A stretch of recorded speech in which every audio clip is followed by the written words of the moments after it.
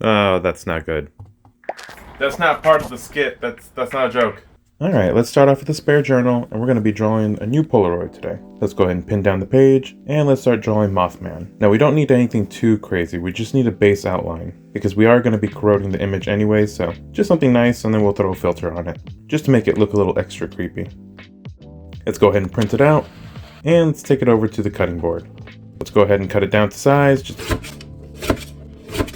And now that it's cut down to size, let's go ahead and put away our cutting board. And let's take out that old coffee that we have. Let's bring it back to life with just a little bit of water, and then go ahead and use something to stir it up, and I'm just going to use this fan brush right here. But you can use anything, honestly. Let's go ahead and dip in our Polaroid, and we're just going to let that sit for a little bit. After a while, we're going to go ahead and take it out, and I'm just going to rest it right here. No, it's stuck. You know, at this point, this coffee is giving me a really hard time with everything. I really need to find an alternative solution to this. But I was lucky this time, I was able to get it off. But I was fully expecting just to print a brand new one. And let's go ahead and wrinkle up this image just a little bit. And then after that, we can go ahead and just start making some of those tears, mix up some coffee, and then we can add that to the Polaroid. Just to add a little extra weathering, because I didn't fully get what I wanted.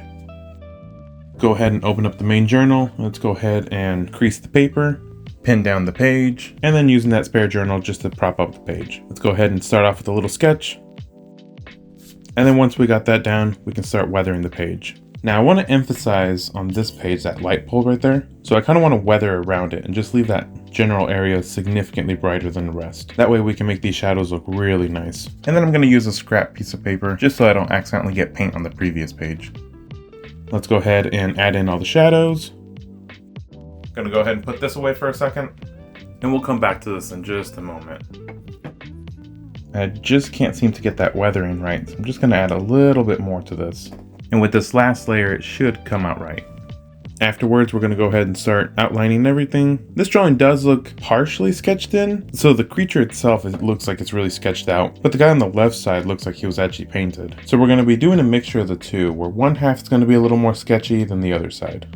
And then using similar elements like the shadows, we can make the drawing look like one cohesive drawing instead of two separate ones. Here I'm just going to be adding a little extra highlights just to really emphasize the lighting. Let's go ahead and switch over to some art pens, and this is just so I can add some cross-hatching here. Let's go ahead and write out the title here, and using a pencil, I can pre-sketch where those words are going to be, that way I have a much easier time placing down those words. Now I'm actually pretty happy that this happened right here. I accidentally wrote part of the wrong sentence here, and someone asked, what is my plan if I accidentally mess up? Well, the simple answer is you just weather around it. The beauty of this project is nothing looks perfect, so it's extremely easy to hide all your mistakes. So let's go ahead and move over to the UV paint, and in this part, he's actually talking about how toxic his invisible ink is. Now, Mothman is supposed to be outlined with UV paint, and I had a feeling it wasn't going to take it all just because it's soaked in coffee. But I think it's alright, I'm not too worried about it. It's more the message underneath it that I was more worried about, and that shows up pretty well, at least in real life, you know. Camera doesn't really catch anything. And it probably doesn't help that I'm just recording on my phone. In the future, I might get a real camera and actually record this properly. But for now, this will have to do. So you want more lore on my books. Okay, I have one. So the second book was completed in 2024, but that's actually the second version. I never completed the first one. I only got about 50 drawings in before I gave up. Also, I had an axolotl named Onion.